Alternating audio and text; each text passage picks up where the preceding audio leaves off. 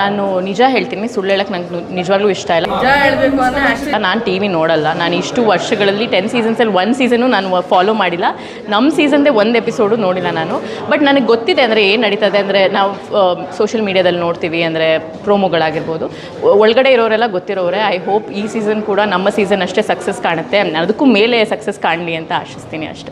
Social ಮೀಡಿಯಾದಲ್ಲಿ ನೋಡಿರ್ತೀರಾ, ಈಗ ತುಂಬಾ ಸ್ವಲ್ಪ ವೈರಲ್ ಆಗ್ತಾ ಇದೆ ಈಗ. ಯಾವುದು? ಜಗದೀಶ್ ಸರ್ ಆಗಲಿ, ಸ್ವಲ್ಪ ಅಂದ್ರೆ ಮಾತಿನ ಚಕಮಕಿ ಆಗಲಿ, ಫೈಟ್ಗಳಾಗಲಿ, ಸೊ ನಿಮ್ಗೆ ಅಂದ್ರೆ ನೋಡಿರ್ತೀರಾ ಸೋಷಿಯಲ್ ಮೀಡಿಯಾದಲ್ಲಿ, ಏನು ಅನ್ಸುತ್ತೆ ಮೇಡಮ್? ಆ ಮನೇಲಿ ಅಂದರೆ ನಾವು ಯಾರೋ ಗೊತ್ತಿಲ್ಲದಿರೋರ ಜೊತೆ ನಮ್ಮನ್ನ ಕೂಡ ಹಾಕಿದಾಗ ಅಷ್ಟು ಜನ ಜೊತೆ ಪ್ರಾಬಬ್ಲಿ ಒಬ್ಬೊಬ್ರಿಗೆ ಫ್ರಸ್ಟ್ರೇಟ್ ಆಗುತ್ತೆ.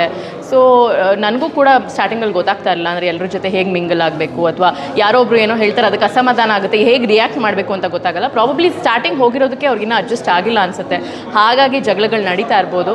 ಸೊ ಹೋಗ್ತಾ ಹೋಗ್ತಾ ಅವರೇ ಎಲ್ಲರೂ ಫ್ರೆಂಡ್ಸ್ ಆಗ್ತಾರೆ ಆ್ಯಂಡ್ ಅವ್ರಿಗೆ ಅವರೇ ಅಂತ ಗೊತ್ತಾಗುತ್ತೆ. So that's how it is. Bigg Boss ಮನೆಯೇ ಒಂಥರ ಇಟ್ಸ್ ಅ ಮ್ಯಾಜಿಕ್. ಫಸ್ಟ್ ವೀಕ್ಗೆ ತುಂಬ ಜಾಸ್ತಿ ಆಯಿತು ಅಂತ ಅನ್ನಿಸ್ತಿದೆ ಜಗಳಗಳು.